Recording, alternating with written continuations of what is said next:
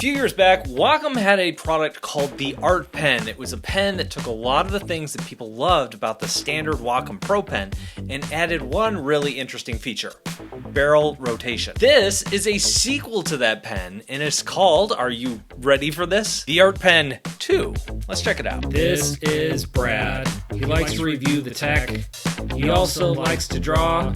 And this here is his theme song. The cringy theme song will continue until every last one of you has hit subscribe. I'll say this up front, I think the barrel rotation feature is super cool, but it isn't something that I use in my work on a regular basis, even though I've had it on the iPad for the last 2 years or so. Once I finished testing on those devices with the Apple Pencil Pro, I just kind of forgot that the feature was there. I say this for two reasons. First, because a new thing is released doesn't mean you should just run out and buy it. And the second reason is, even though I've been testing this pen, I might not be the best authority when it comes to using it because it's not a feature that I'm like super familiar with. But with that said, barrel roll. Cool. Doesn't the Wacom Pro Pen already do that? No, actually it doesn't. Like I said before, the Apple Pencil Pro added it as a new feature just a few years ago, but this isn't a super common thing that you see in a lot of art pens. Now I've been testing this out on my Wacom Move Ink Pad 14, which is one of Wacom's Android tablets, and I've also been using it on the Wacom Intuos Pro Medium tablet. This pen only works on a handful of Wacom devices right now. The latest Intuos Pros that came out last year works on those.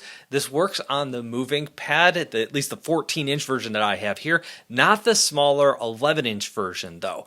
And it works on some of the Cintiqs that came out last summer, but not the latest pro level Cintiqs. I'll put the links down below in the description if you want to go to the product compatibility page and check and see if this is going to work with your tablet. So over on that website, another thing that it knows is that Wacom is currently working to bring support to other devices that use the Pro Pen 3. So if you do have one of those other devices that ships with the Pro Pen 3 but is not on the list, probably want to hold off on picking one of these up for now. Now this pen costs $100. For a pro level stylus, that's not that unusual. Oftentimes these kind of things get packed into the box, so you don't really notice the price unless you're buying something like the Apple Pencil, which usually costs well over $100 for their Pro version. It is also worth noting that this is a little bit less than the Pro Pen 3. And in some ways, I think I like it a little bit better. The Pro Pen 3 is really thin and it's all metal. It feels really good. It feels really premium, mostly because of that metal casing and also because of the way it draws. In some of the devices, at least like with the Intuos Pros and the Cintiq Pros, that pen also comes with a bunch of accessories.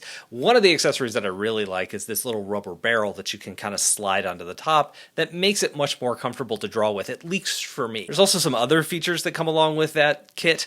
You can add some like weights in the back of the stylus to make it feel a little better in the hand. I like that too. There's also some like button layouts and things like that that you can swap out as well. Cool stuff. But most of the Wacom devices that I've checked out that come with a Pro Pen 3 don't have any accessories at all. This pen is kind of a hybrid of some of Wacom's older pens. For example, it's not as thick as the older Pro pens, but it does tend to get a little wider as you get closer to the top of the pencil. So when you hold that part, your grip feels more comfortable if you're holding it for long stretches and drawing for a long time. The top half is not rubbery like a lot of Wacom styluses, but it is like a softer plastic. It's not like a super hard plastic. The Pro Pen 3, when you don't have a grip on it, that is all metal. Even though the metal does feel more premium when you first take it out of the box and use it because it's just a better material, I think when we're talking about extended use, between the like softer plastic and the wider barrel, I think this is just a more comfortable stylus to hold. And it kind of reminds me, actually it a lot reminds me of one of XP Pen's latest styluses. Now one of the quirks to the Pro Pen 3's metal design is that often the base will get a little bit loose over time and you have to go in and you have to tighten it periodically. At first I thought this was just the pen that I got with my particular tablet, but now that I've used a few of these on different devices, I can confirm it's just something that happens with the Pro Pen 3. Now since the Art Pen 2 is plastic, it doesn't really have that problem. You can remove the back and there are some extra nibs hiding back there. When I first saw the video and saw the previews, I thought they added a little like weight back there and you could kind of slot these things in and out. Nope, we've got like 3 extra nibs back there. One of those back there is a standard palm palm nib. The other one is a carbon shaft palm nib, and there's also a felt tip nib that Wacom includes in here too. We have 3 buttons along the side. One thing about the Pro Pen's 3 buttons is that they're very easy to accidentally click. They tend to be more sensitive than the buttons that you have on this pen. Now, most of the time I have the grip on the Pro Pen 3, so it's not a problem, because when the grip is on it, those buttons are more recessed, and so I just never touch them. The buttons here are stiffer, so I do get less accidental clicks. Something else that I would compare nicely to one of these XP pens. Now, mainly I was using this a lot on Android, and I didn't use the buttons much there. Actually, that's not true, because one of the buttons, when you hold down, toggles between the eraser and the pen. So when you're holding it down, it's an eraser. When you let go, it's the pen. I did use that quite a bit now that I think about it. On the Cintiqs, when you're on Mac or on a Windows, you can go into the settings and you can go in and customize these buttons all you want. So when we're talking about drawing, like the act of just using the pen to sketch and draw, not the barrel roll and that sort of thing, this felt indistinguishable from the Pro Pen 3, at least for me. The pressure, the initial activation rate, all felt the same. If there are differences here, I can't really tell. The real benefit, though, is that barrel rotation for things like calligraphy pens, paint styles, where maybe you're using a textured brush and you don't want to see that texture being used over and over again. Rotating the barrel adds a little bit of variation there, makes your digital brushes feel a little bit more organic. A really extreme example of this might be using like a rake brush, where you could rotate these so the lines don't look so mechanical.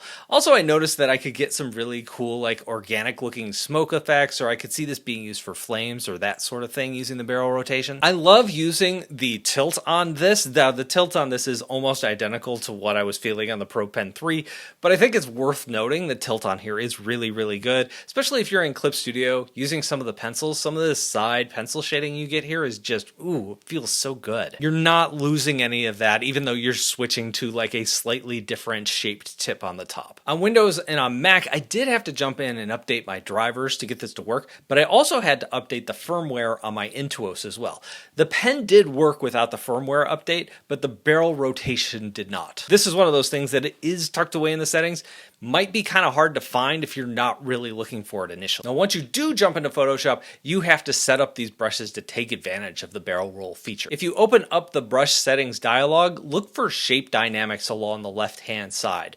Once you select that, you're going to see an option here for something called angle jitter. And by that, you're going to find a drop down, and when you pull that open, one of the options here is for rotation. If you set it to that, you should be good to go on most brushes. I found Clip Studio was a little bit more hit or miss in terms of getting this up and running and working with some of the brushes. It probably depends on how those brushes were designed and set up and that sort of thing. And if you know how to use Clip Studio's brushes better, you might know how to toggle on and off the features to get that to work.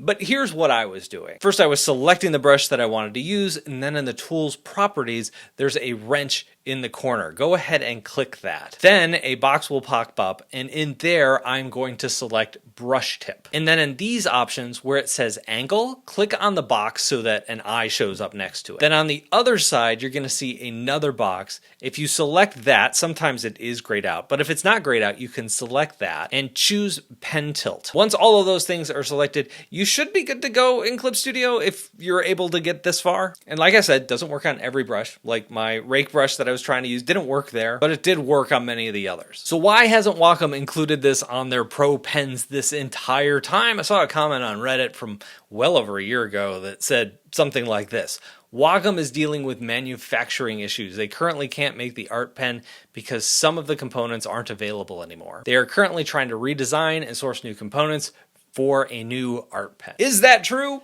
I have no idea, but here we are a year after that post was made, and the story kind of checks out. And it explains why this particular feature never made it into the Pro Pen 3, because the art pen wasn't shipping when the Pro Pen 3 first came out. Now that they have the components, they're able to release this. And it's a cool feature, probably not for everyone, but for folks who have been really excited to see barrel roll come back into their Wacom pens, your day has arrived. You guys are eating well. What do you think of this new Wacom pen? Let me know down below in the comments. Thank you all for watching, and I'll talk to you in a couple of days.